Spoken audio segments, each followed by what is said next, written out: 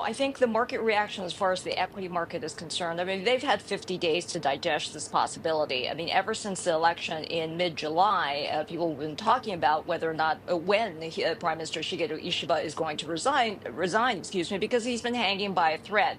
And I think, the run-up to this has been quite phenomenal for the equity market as well.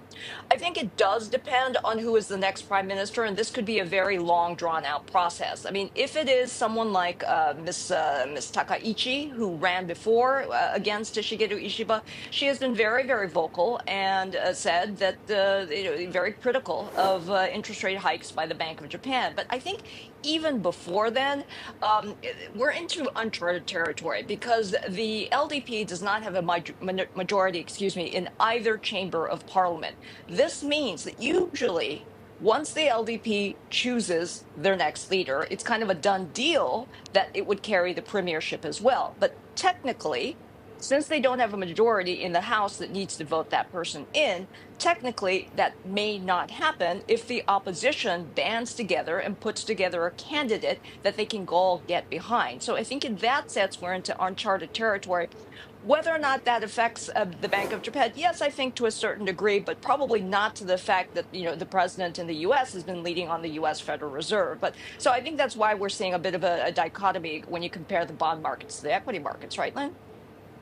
Yeah, and I just want to pick up on a couple of things you were just talking about, right? And I think there's just so many cross currents here because we know that the opposition as well has been pretty fractured. So you can add that into the mix as well.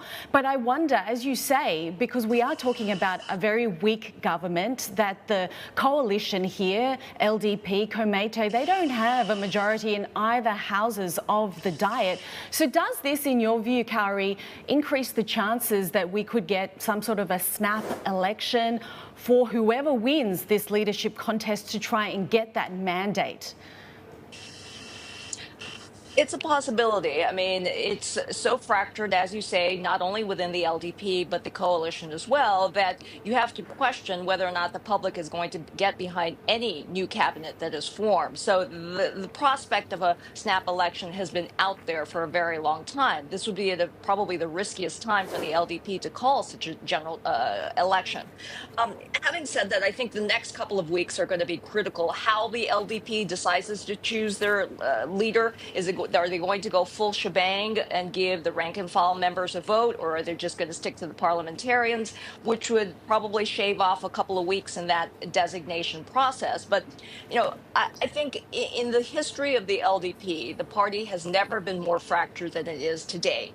And there are moderates and conservatives that are duking it out. So yes, this was a result of back-to-back losses in the election, but effectively, the party itself imploded and resulted in the resignation of the prime minister.